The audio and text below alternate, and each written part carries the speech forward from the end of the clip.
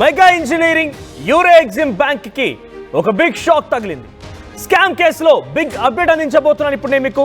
బొంబాయి హైకోర్టును ఆశ్రయించారు ఆర్టీవీ అధినేత సీనియర్ జర్నలిస్ట్ రవిప్రకాష్.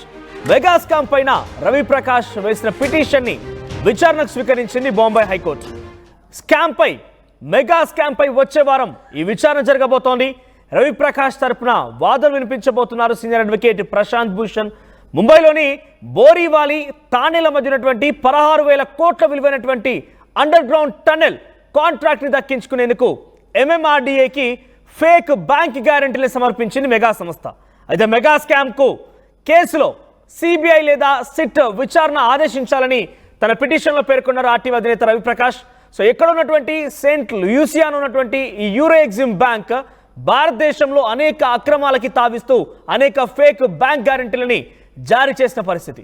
ఆ ఫేక్ గ్యారెంటీలకు సంబంధించి ఒక బిగ్గెస్ట్ ఎక్స్ప్లోజివ్ బ్రేకింగ్ ని మీరు గతంలో ఆర్టీవీ చూశారు. ఆర్టీవీ మీకు అనేక విషయాలని యూరో ఎగ్జిమ్ బ్యాంక్ సంబంధించి అనేక ఫ్రాడ్స్ ని ఆ కంపెనీలు ఏ కంపెనీ లాభం చేకూర్చాయి, ఏ కంపెనీలకి లాభం జరిగింది, ఏ కాంట్రాక్ట్ ని ఆ కంపెనీలు దక్కించుకున్న విషయం పైన చాలా క్లుప్తంగా ఇన్ డీటెయిల్డ్ గా ఆర్టీవీ అధినేత సీనియర్ జర్నలిస్ట్ రవిప్రకాష్ మీకు అందరికీ ఇప్పటికే ఆ బిగ్ ఎక్స్ప్లోజివ్ మీకు చూపించారు. అయితే తాజాగా మరొక కాంట్రాక్ట్ ని కూడా దక్కించుకునేందుకు మెగా సంస్థ ప్రయత్నం చేయబోతుంటే దాన్ని ప్రజల ముందు ఉంచే ప్రయత్నం మరోసారి ఆర్టీవీ చేస్తోంది. 16,000 కోట్ల విలువ చేసేటువంటి ఒక టన్నెల్ నిర్మాణానికి సంబంధించిన కాంట్రాక్ట్ ని చేజిక్కించుకోబోతున్నటువంటి మెగా సంస్థ సంబంధించి అవినీతి అక్రమాలని మరోసారి లీగల్ గా ఎదుర్కోబోతోంది.